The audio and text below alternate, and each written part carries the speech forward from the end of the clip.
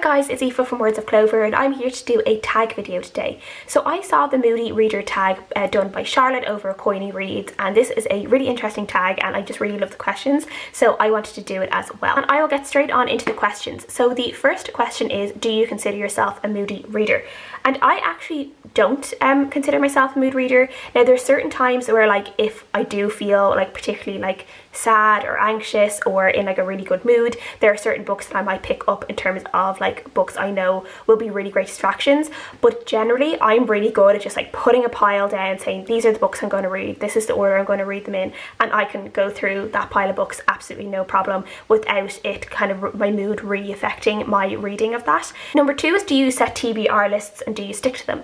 Now for TBRs, for me it's a bit of like, sometimes they're good and sometimes they're not. I think when I first started my channel I did try kind of the monthly TBRs, and generally when I find myself, when I do a monthly TBR, I don't always get everything read, or there might be some things to come in, like, you know, like library books that come in, or books I find that I really need to read within that month that I hadn't previously thought about or counted in, and then that ends up like kind of throwing my reading off and I end up not completing my TBR. There are certain months of the year where I do try and do a TBR, and I think things like seasonal TBRs tend to be better for me than a monthly TBR, maybe 5 books for like that span maybe a 3-month period. I will set TBRs for like readathons that are happening in a month, so I do know at least maybe 1 week of that month I will have like a really set TBR, and then I can just kind of read whatever I want then the rest of the time. So number 3 is, do books affect you emotionally? Does the mood of a book rub off on you?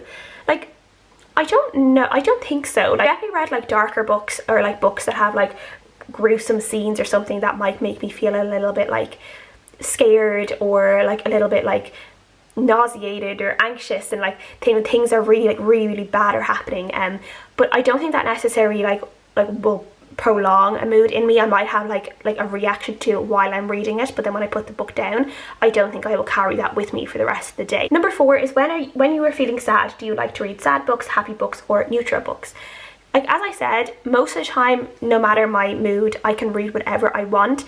Now, there have been periods of time, particularly this year, where I've been feeling very sad, and there were certain books that I read both kind of on like opposite like ends of the spectrum, that helped me with that mood and helped distract me a little bit from my sadness. As the To All the Boys I Loved Before series, that was one of the only times I could really remember like mood reading, and that was like, I was just feeling so down, I was feeling sad, I was grieving, and I just wanted something really nice and really comforting. So I really found the To All the Boys I Loved Before series really nice for that. And then in the same time, like when I was also feeling sad, I found myself kind of reading both, I think I read one of the Karen Slaughter Grant County books, and then another time, I think it was when Luna, just after Luna had died, and I wanted a distraction as well, I was reading one of Jane Casey's books for the Maeve Kerrigan series, and that is just a crime book. Now, it's not as dark as the Karen Slaughter books, but it's that type of like thrillery crime novel that you just get really sucked into, and I just could not put it down, and I found it just a really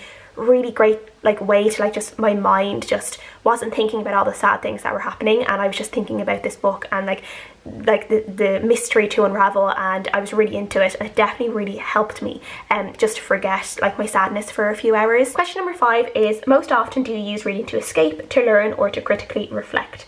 I think most of the time I use it to escape. Now and again with certain books I will use to learn. I always like reading books by different voices, by people with different experiences to mine, and I definitely find that there's a lot of elements in those books that tend to make me think. Now, I will also be using those books as a way of escaping as well, because like, I think for me, all books really tend to be a way of escaping. It's a way of getting into a different world, whether it be a world different to your own or a fantastical world. I think it's all a little bit of escape from your own particular life. Critically, I'm not sure about critically reflecting. Maybe some books, things like, you know, Don't Touch My Hair by Emma Dabiri, definitely made me think about some of the things that maybe I had thought or said, or, you know, what I had learned in the past that was wrong, so that definitely made me reflect in that sense. So yeah, certain books like that would definitely make you think, but yeah, mostly to escape. Number 6 is, what is the book that made you laugh out loud? Some of the books that I definitely remember making me laugh out loud, one of them is The Martian by Andy Weir. I have just like a very clear memory of reading The Martian. I think I was on the way home from college at the time, and I was reading it on the bus, and there was like just a particular point in the book where he said something very funny and I just burst out laughing like by myself on the bus, and I just have this really clear memory of it making me laugh.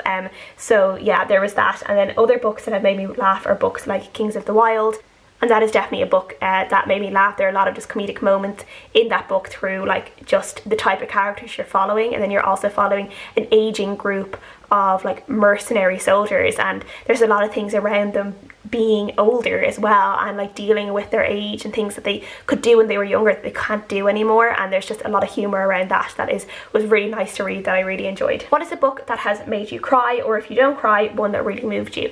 So books I definitely have definitely made me cry in the past has definitely been The Book Thief by Marcus Zusak, which is probably a real typical book to talk about when you're talking about crying, but again, I have a very clear memory of reading the book on the train.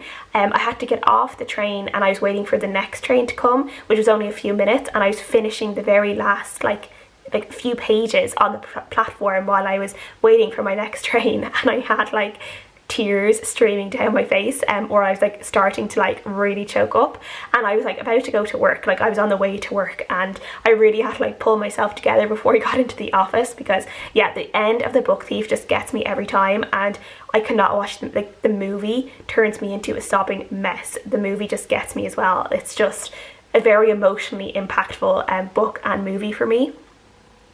And then another book that actually made me cry was Margot and Me by Juno Dawson. That's a book that I've actually just thought of now, another book that made me cry. And this one was interesting because I listened to an audiobook. An audiobook necessarily, they don't tend to get a really big emotional reaction from me, but this one, there's just a scene in Margot and Me that's to do with a ballet performance and the emotions that are being portrayed in that ballet performance and how they are described and what you know the character is trying to do and the feelings that she is feeling. And yeah, it is so lovely. And yeah, I was walking to the train, I was coming home from work, I was walking to the train and I had tears streaming down my face because it was just so beautiful. That's a book that made me cry, yeah. Question 8 is, what is a book that you didn't really know how you felt about it? I think for like this one, it's not really, like, how did I feel about it? It's more like sometimes you wonder if you should be feeling more than what you were feeling. For me, like books like The Road Trip by Beth O'Leary, which is a book I read recently, I felt very so-so about that book. I just didn't really get any reaction from the book that I was hoping to get. It was very like just a meh book for me, and I felt disappointed by it, and I was just kind of wondering if I should have been feeling more about it.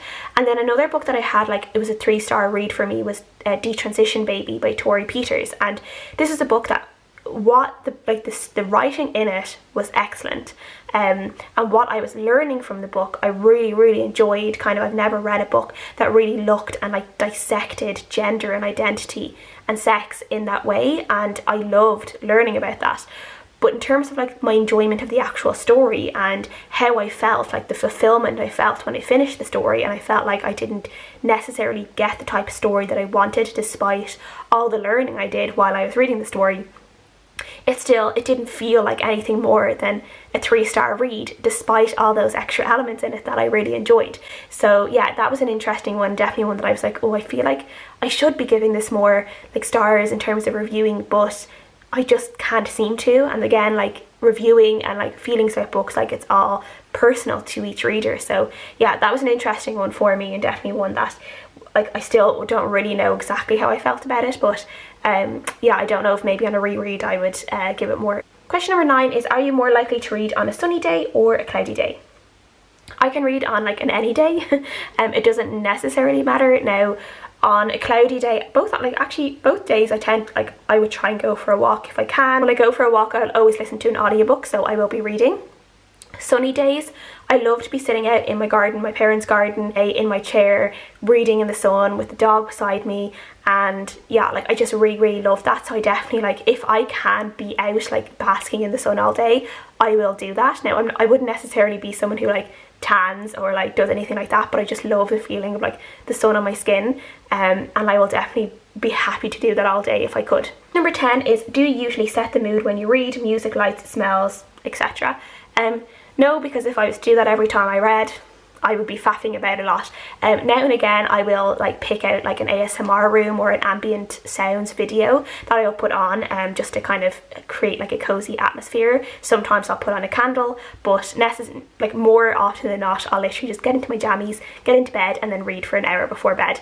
So yeah, there's not much fuss around that. Sometimes I'll have a cup of tea, sometimes I won't, so I don't have to have any of those extra bits. Now and again if I want to like have a very particular special cozy night I will, but yeah, I don't need them. And then the last question is can you leap from book to book, or do you need buffer time between?